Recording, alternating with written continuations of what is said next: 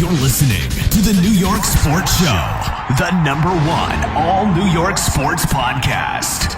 Hosted by Dominic Konareski.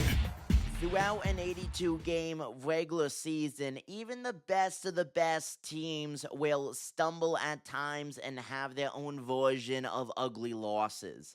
Last night was no different for the New York Islanders as they had a wild home game at UBS against the Minnesota Wild.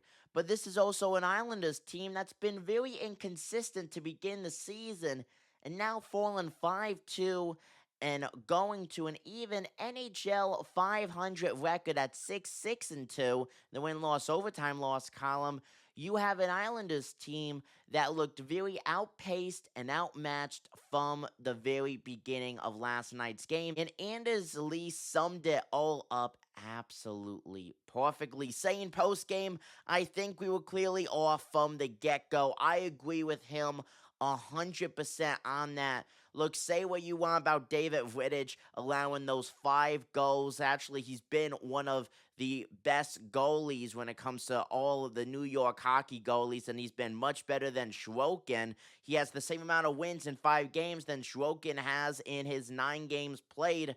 It's really both side of the ice issue, offensively and defensively. And last night, we saw you had players who did not know where they were. They were playing out of position. They were frequently caught off sides.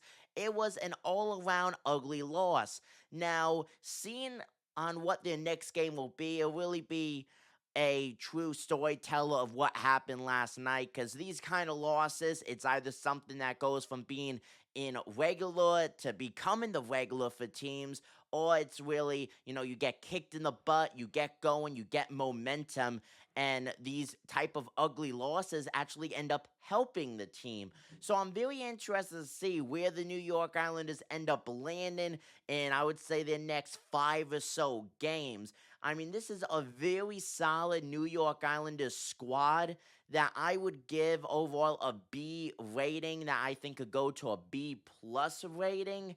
It's really more of a matter of what I just said. How will they end up being in their next 5 or so games? How will they be able to recover from what was such a lopsided loss? Yes, you only lost by 3, but this was a game where you were just so outpaced and outmatched. It was very a one-sided game. Comment down below what you guys think. I'm Dominic Konareski. Take it easy, folks.